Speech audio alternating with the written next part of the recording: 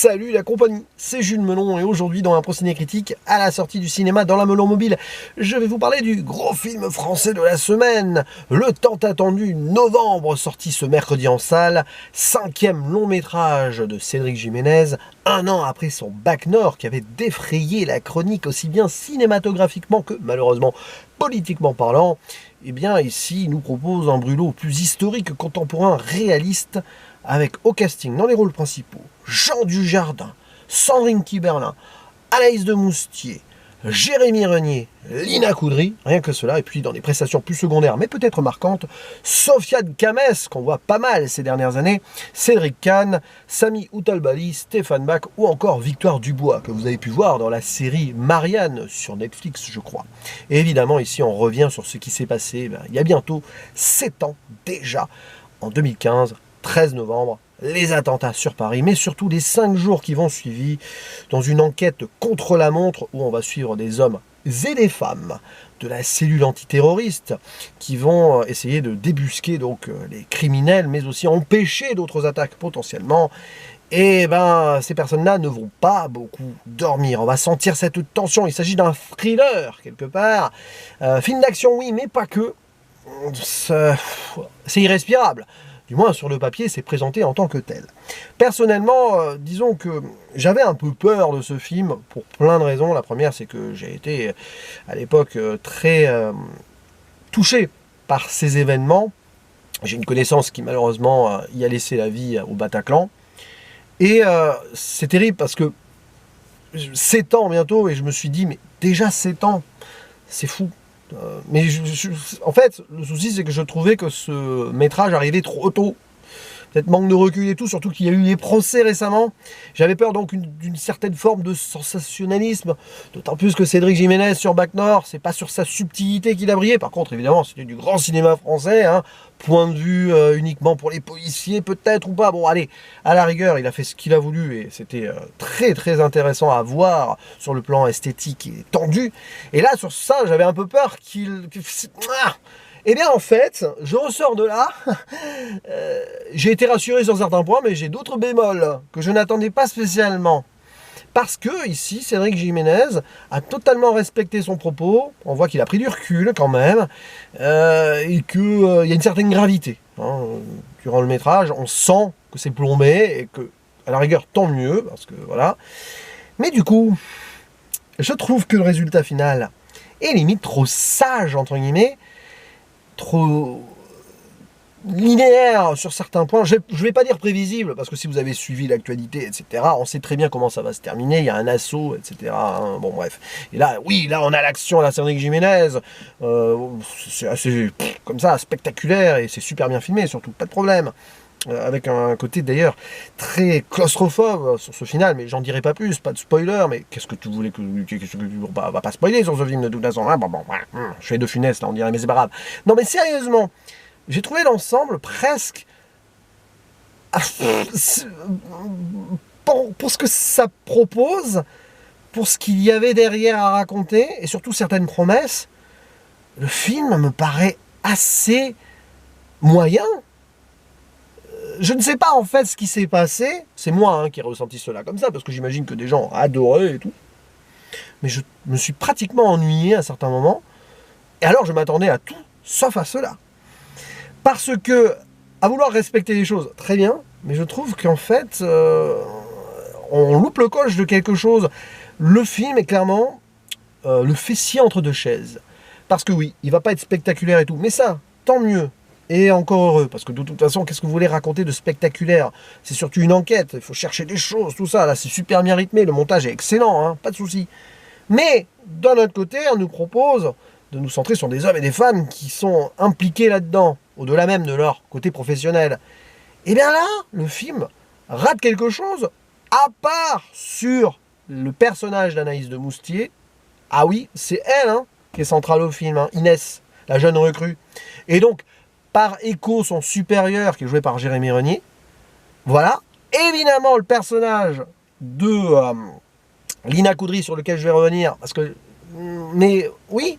Mais alors, sur d'autres protagonistes, le film ne fait qu'effleurer certaines choses, alors que finalement, on aurait pu avoir un brûlot choral sur des gens qui sont au centre d'une crise, et donc de voir un peu leur souffrance tout en restant professionnel. Mais en fait, eh ben, limite, tu as voulu mettre trop de personnages avec trop d'acteurs bankable, et ça me paraît vain. Exemple, Jean Dujardin traverse le film pratiquement comme un fantôme. Il joue pas mal, hein, mais son personnage, il est là. C'est le chef, quoi. Mais alors qu'on nous propose une application très intéressante sur le début, puisqu'il va faire une intervention à Athènes, en Grèce, et il n'arrête pas, il manque sa mission de justesse, un terroriste qui va être à l'origine de ce qui va se passer donc à Paris, Bataclan, les terrasses et tout. Et là, tu te dis, culpabilité, tout ça, obsession d'arrêter et tout, parce que là, il se sent, voilà, c'est un peu responsable. Mais en fait, c'est pas du tout creusé. Bon, on le voit prendre 2-3 pilules de temps en temps, appeler vite fait sa famille. Oui, il va péter un plomb sur un interrogatoire. Waouh, ça va durer 30 secondes. Mais alors, j'ai pas ressenti quelque chose avec ce personnage, et ça, c'est très embêtant.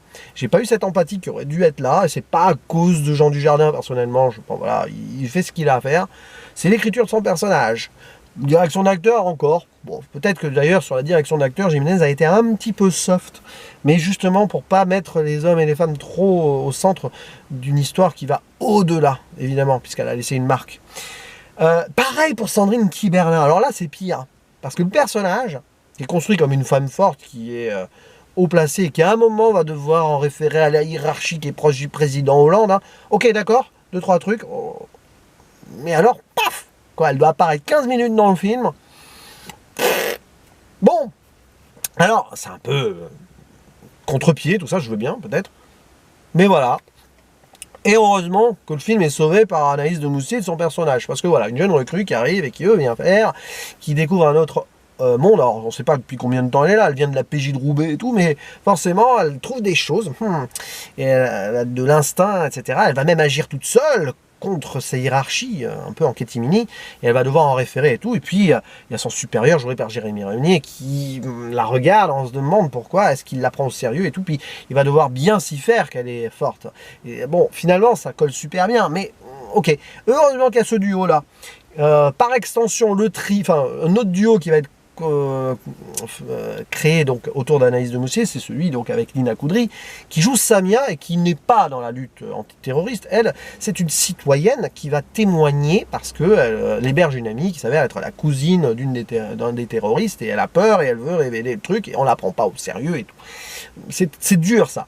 Et je trouve que malheureusement, sur ces angles de vue-là, c'est intéressant parce que là, Cédric Jiménez, il respecte les points de vue, il n'y a pas de souci. Alors là, on ne pourra pas le taxer de trop se centrer sur la police ici, hein, l'antiterrorisme et tout. Bon, bah, évidemment, après, si, parce que c'est dans cette cellule-là que ça se vit, mais quand même.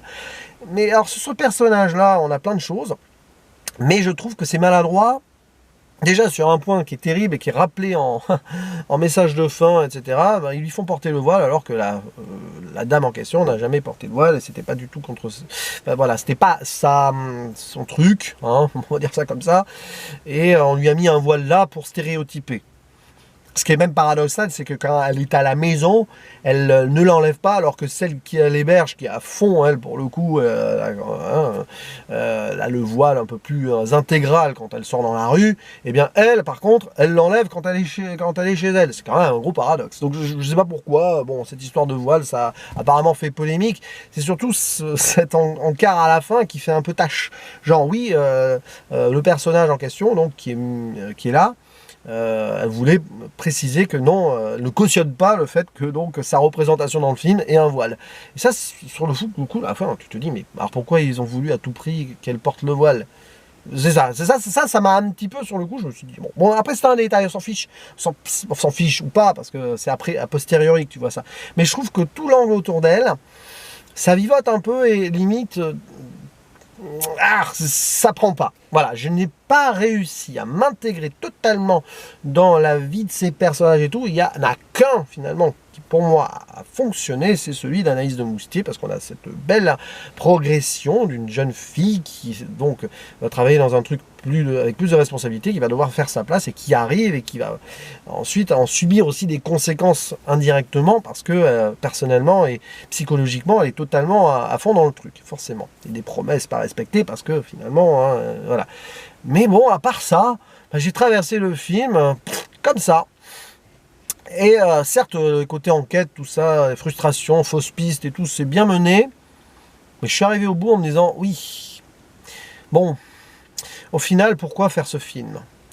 Pour rendre hommage aux victimes et tout, à la fin, tout ça, pour rendre hommage à ces personnes qui luttent contre donc des gens qui veulent semer la terreur, ok. Mais, à la rigueur, on en est là, et je me pose la question, je vous pose la question, pourquoi ne pas avoir fait une fiction inspirée d'eux? Parce que là, on est quand même dans la réalité, c'est très historique.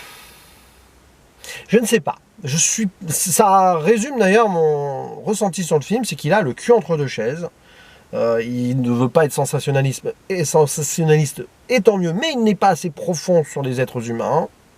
Pas tous en tout cas. Il ne veut pas être à fond dans l'action, et c'est logique, mais il n'est pas non plus dans la tension hyper extraordinaire, même si quand même ça se suit et on est là, hein, à certains moments, on voit comment ça fonctionne. Mais voilà, personnellement, je vais faire une comparaison qui peut être maladroite et idiote, mais étant fan des premières saisons, en tout cas de la série 24 heures chrono, à côté, alors, ouais, c'est pas pareil, France, États-Unis, mais Jiménez, quand même, dans son approche, il se veut très américain, hein, dans son cinéma. Je ne sais pas. Il n'a pas voulu trop en faire non plus à ce niveau-là, justement. Et en fait, le film est clairement, pour moi, piégé entre deux eaux. Et je ressors de là, pas spécialement déçu, à la fois rassuré sur certains points, mais un petit peu navré sur d'autres, parce que je suis passé à côté, tout simplement. Voilà. Donc, ouais, c'est une impro ciné-critique qui est un petit peu vaseuse hein, sur certains points. Et mon avis sur le film est donc, comme il est, je le trouve assez moyen par rapport aux promesses qu'il aurait pu avoir autour de certains personnages. Et, mais quand même, au moins, bon, il y a un certain respect derrière. Donc, voilà. Qu'est-ce que vous voulez que je vous dise, hein? Bon, le visionnage de ce métrage, pour moi, ne restera pas dans les annales. Et cette vidéo non plus, par extension. N'hésitez pas à dire en commentaire ce que vous pensez de ce novembre, que personnellement je risque d'avoir oublié assez vite, enfin le film en lui-même, parce que malheureusement ce qui s'est passé à l'époque, eh bien ça reste encore là. Et aussi cette réflexion sur ce qu'on fait des témoins qui aident, mais avec certains préjugés derrière, malheureusement ces témoins-là subissent. Bon, là, en même temps, ce témoin en question a aussi subi un préjugé puisqu'on lui a mis le voile. Bref, je ne dirai rien de plus à ce sujet, peu importe. C'est pas le plus important non plus.